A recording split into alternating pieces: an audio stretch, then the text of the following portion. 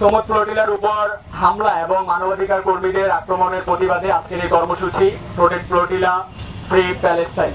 দখলদার গণহত্যাকারী ইসরায়েল কর্তৃক আন্তর্জাতিক জলসীমায় গ্লোবাল সমুদ্র ফ্লোটিলা নৌকার বহরে আক্রমণ এবং অবৈধভাবে মানবাধিকার কর্মীদের আটক, ফিলিস্তিনে চলমান গণহত্যার প্রতিবাদে বাংলাদেশ ইয়ুথ সিনার্জি অ্যালায়েন্সের আয়োজনে পরিবেশ, জলবায়ু, মানবাধিকার, শিক্ষা, ক্রীড়া, সাংস্কৃতিক এরকম বাংলাদেশি 70টি সংগঠনের সংহতিতে আজকের এই, আপনারা জানেন ফ্রিডম ফ্লোটিলা কোয়ালিশন কর্তৃক গ্লোবাল সমুদ্র ফ্লোটিলা কনভয় ত্রাণবাহী 44টি দেশের 500 নাগরিক সহ 40টি নৌকা ত্রাণ নিয়ে গাজার উদ্দেশ্যে রওনা করে এবং এটি একটি শান্তিপূর্ণ, অসহিংস মানবিক যাত্রা, যার উদ্দেশ্য ছিল ফিলিস্তিনের অবরোধ ভাঙা এবং মানবিক সাহায্য ফিলিস্তিনবাসীর কাছে পৌঁছে দেওয়া এবং জনগণ নির্ভর একটি মানবিক করিডোর গড়ে তোলা। কিন্তু এই বহরে অক্টোবরের 2 তারিখ অর্থাৎ গতকাল ইসরায়েল কর্তৃক উক্ত বহরে হামলা করা হয় এবং পরবর্তীতে মানবাধিকার কর্মীদের অপহরণ করে আটক করা হয়েছে। এর মধ্যে প্রায় যে 500 জন নাগরিক, আমি যদি বলি আমাদের বন্ধু জলবায়ু কর্মী গ্রেটা থুনবার্গ সহ অনেকেই রয়েছেন যারা বিশ্বব্যাপী সুপরিচিত এবং তাদের নিজ নিজ জায়গা থেকে বিখ্যাত।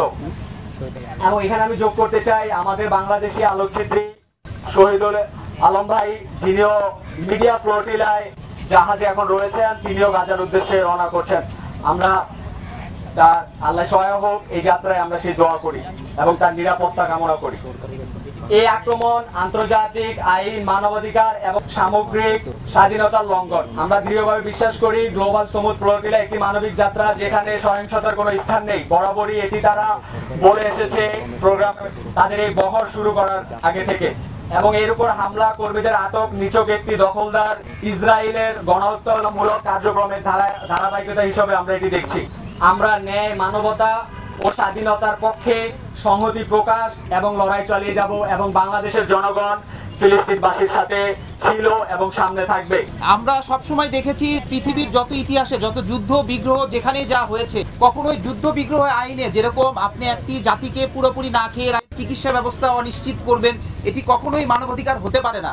আজকে গাজাতে যে মানবাধিকার লঙ্ঘন হচ্ছে এবং সেখানে ক্ষুধামন্দা এবং চিকিৎসার অভাবে হাজার হাজার নারী, পুরুষ, শিশু যারা দৈনিক ন্যূনতম যে খাদ্য অধিকার বা যে পুষ্টির চাহিদা নিশ্চিত করতে পারছে না, সেটির বিপরীতে দাঁড়িয়ে মানবাধিকার কর্মীরা আজকে সমুদ্র ফ্লোটিলার যাত্রা করেছে গাজার উদ্দেশ্যে। কিন্তু সেখানে আগ্রাসনবাদী ইসরায়েল বাহিনী আমাদের সেই মানবাধিকার কর্মীদের সকল জাহাজ এবং যেই আমাদের খাদ্য রসদ যা ছিল সকল কিছুকে তারা ইন্টারসেপ্ট করে ফেলেছে। আমাদের বাংলাদেশ সরকার এবং বিশ্বের সকল মানবাধিকার সংস্থা, জাতিসংঘ এবং সকল উন্নত বিশ্বের সকল শাসকদের দৃষ্টি আকর্ষণ করে বলতে চাই, আমরা চাই এই পৃথিবী হোক মানবাধিকার পূর্ণ একটি পৃথিবী এবং শান্তি এবং শৃঙ্খলার যুক্ত একটি পৃথিবী।